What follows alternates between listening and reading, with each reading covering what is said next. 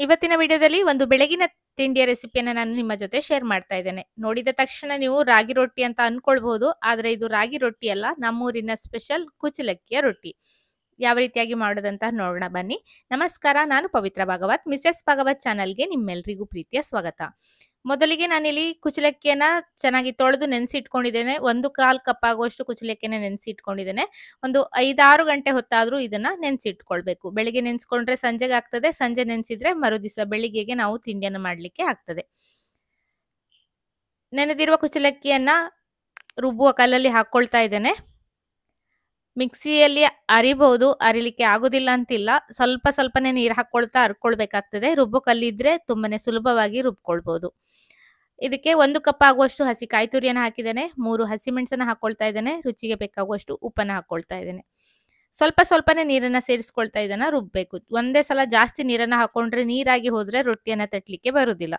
ಹಾಗಾಗಿ ಸ್ವಲ್ಪನೇ ಅಗತ್ಯ ಇರುವ ಹಾಗೆ ನೀರನ್ನ ಸೇರಿಸ್ಕೊಳ್ತಾ ರುಬ್ಕೊಳ್ಬೇಕು.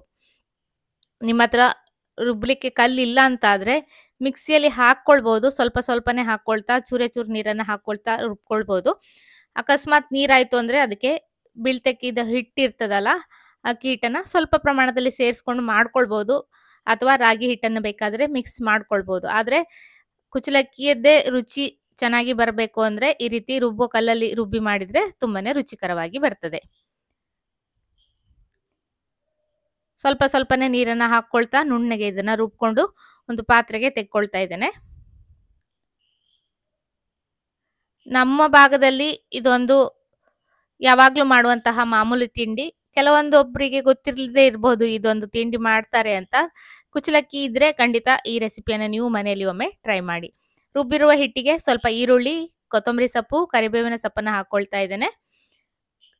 ಈರುಳ್ಳಿ ಎಲ್ಲ ಆಪ್ಷನಲ್, ಬೇಕಂದ್ರೆ ಹಾಕೊಳ್ಬಹುದು, ಬೇಡ ಅಂದ್ರೆ ಸ್ಕಿಪ್ ಕೂಡ ಮಾಡಬಹುದು. ತುಂಬಾನೇ ಪರಿಮಳವಾಗಿ ಬರ್ತದೆ ಅಂತ ನಾನು ಸೇರಿಸ್ಕೊಂಡಿದ್ದೇನೆ. ಮೇಯ್ನ್ ಆಗಿ ಇದಕ್ಕೆ ಕಾಯಿ, ಉಪ್ಪು ಮೇಯ್ನ್ ಕುಚಲಕ್ಕಿಗೆ. ಬೇರೆ ಯಾವ್ದನ್ನ ಬೇಕಾದ್ರೆ ಹಾಕ್ಬಹುದು, ಬೇಡ ಅಂದ್ರೆ ಸ್ಕಿಪ್ ಕೂಡ ಮಾಡಬಹುದು.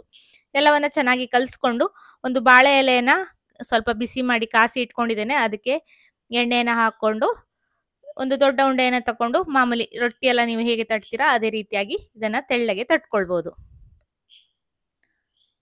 ಮತ್ತೆ ಕಾಸುವ ಅಗತ್ಯ ಕೂಡ ಇಲ್ಲ, ಚೆನ್ನಾಗಿ ಬರ್ತದೆ, ಸಾಫ್ಟ್ ಆಗಿ ಬರ್ತದೆ. ನಿಮಗೆ ಎಷ್ಟು ತೆಳ್ಳಗೆ ಬೇಕೋ ಅಷ್ಟು ತೆಳ್ಳಗೆ ಇದನ್ನ ಮಾಡ್ಕೊಳ್ಬಹುದು. ಈ ರೀತಿ 3 ಹೊಟ್ಟೆಯನ್ನು ಕೂಡ ಮಾಡ್ಕೊಂಡಿದ್ದೇನೆ. ಅದರ ಒಳಗಡೆ ಎಣ್ಣೆ ಅಥವಾ ತುಪ್ಪವನ್ನ ಹಾಕಿ ಬೇಯಿಸಿದಾಗ ತುಂಬಾನೇ ಚೆನ್ನಾಗಿ ಬರ್ತದೆ. ಬಾಳೆ ಎಲೆಯನ್ನ ಕಾದಿರುವ ಕಲ್ಲಿನ ಮೇಲೆ ಹಾಕಿ ಸ್ವಲ್ಪ ಇದನ್ನ ಬಿಡ್ಬೇಕಾಗ್ತದೆ, ಇಲ್ಲಾಂದ್ರೆ ಬಾಳೆ ಎಲೆಗೆ ಅಂಟ್ಕೊಳ್ತದೆ. ಒಂದು ಅರ್ಧ ನಿಮಿಷ ಬಿಟ್ರೆ ಅದು ಮೇಲ್ಗಡೆ ತೆಗಿಲಿಕ್ಕೆ ಸುಲಭವಾಗಿ ಬರ್ತದೆ. ಇದಕ್ಕೆ ಮೇಲ್ಗಡೆಯಿಂದ ತುಪ್ಪ ಹಾಗೂ ಎಣ್ಣೆಯ ಮಿಶ್ರಣವನ್ನ ಹಾಕ್ತಾ ಇದ್ದೇನೆ. ತೆಂಗಿನ ಎಣ್ಣೆ ತುಂಬಾ ಚೆನ್ನಾಗಾಗ್ತದೆ, ತುಪ್ಪವನ್ನ ಬೇಕಾದ್ರೂ ಹಾಕೊಳ್ಬಹುದು. 2 ಕಡೆ ಚೆನ್ನಾಗಿ ಬೇಯಿಸ್ಕೊಂಡ್ರೆ ರುಚಿಯಾದ ರೊಟ್ಟಿ ರೆಡಿ ಆಗ್ತದೆ. ನೀವು ಯಾವತ್ತಾದ್ರೂ ಈ ರೊಟ್ಟಿಯನ್ನ ಮಾಡಿದಿರಾ, ತಿಂದಿದ್ದೀರಾ ಅಂತ ಕಮೆಂಟ್ ಮಾಡಿ ತಿಳಿಸಿ. ಖಂಡಿತ ಇಷ್ಟರವರೆಗೆ ನೀವು ಟ್ರೈ ಮಾಡಿಲ್ಲ ಅಂದ್ರೆ ಒಮ್ಮೆ ಆದ್ರೂ ಈ ರೊಟ್ಟಿಯನ್ನ ಹೇಗೆ ಆಗ್ತದೆ ಅಂತ ರುಚಿ ನೋಡೋದನ್ನ ಮಾತ್ರ ಮರಿಬೇಡಿ. ಕುಂದಾಪುರ, ಉಡುಪಿ, ಮಂಗಳೂರು ಕಡೆ ಎಲ್ಲ ಇದೊಂದು ಕಾಮನ್ ಆದ ತಿಂಡಿ. ಇದೇ ರೀತಿಯಾಗಿ ಕುಚಲಕ್ಕಿಯ ಉಂಡೆ ಕಡುಬು ಅಂತ ಮಾಡ್ತೇವೆ. ಅದರ ಪ್ರೊಸೀಜರ್ ಸ್ವಲ್ಪ ಬೇರೆ ಆಗಿರ್ತದೆ. ಟೇಸ್ಟ್ 2 ಸೇಮ್ ಆಗಿ ಬರ್ತದೆ.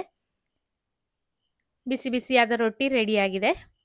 ಮೇಲ್ಗಡೆಯಿಂದ ಬೆಣ್ಣೆಯನ್ನ ಹಾಕೊಂಡು ತಿನ್ಬಹುದು, ಅಥವಾ ಇದಕ್ಕೆ ನಮ್ಮ ಕಡೆ ಸಾಮಾನ್ಯವಾಗಿ ಬೆಲ್ಲದ ಪಾಕವನ್ನ ಮಾಡ್ತೇವೆ, ಜೋನಿ ಬೆಲ್ಲ, ಅದು ಕೂಡ ತುಂಬಾನೇ ಚೆನ್ನಾಗಾಗ್ತದೆ.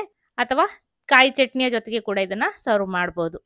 ಇವತ್ತಿನ ಈ ವಿಡಿಯೋ ನಿಮಗೆ ಇಷ್ಟ ಆಗಿದ್ರೆ ಖಂಡಿತ ಒಂದು ಲೈಕ್ ಮಾಡಿ, ಶೇರ್ ಮಾಡಿ, ಅನಿಸಿಕೆಯನ್ನು ಕಮೆಂಟ್ ಅಲ್ಲಿ ತಿಳಿಸಿ. ಹಾಗೆ ಚಾನಲ್ ಅನ್ನ ಸಬ್ಸ್ಕ್ರೈಬ್ ಮಾಡ್ಕೊಂಡು ಸಪೋರ್ಟ್ ಮಾಡಿ ಅಂತ ಕೇಳ್ಕೊಳ್ತೇನೆ. ಹಾಗೆ ಫೇಸ್ಬುಕ್ ಪೇಜ್ ಅನ್ನ ಫಾಲೋ ಮಾಡೋದನ್ನ ಮರಿಬೇಡಿ. ಎಷ್ಟು ಸಾಫ್ಟ್ ಆಗಿದೆ ಅಂತ ಮುರಿಯುವಾಗಲೇ ನಿಮಗೆ ಗೊತ್ತಾಗಬಹುದು. ಇದೇ ರೀತಿ ಇನ್ನೊಂದು ಹೊಸ ರೆಸಿಪಿಯೊಂದಿಗೆ ಬರ್ತೇನೆ. ಮತ್ತೊಂದು ವಿಡಿಯೋದಲ್ಲಿ ಸಿಗ್ತೇನೆ. ಅಲ್ಲಿಯವರೆಗೂ ನಮಸ್ಕಾರ.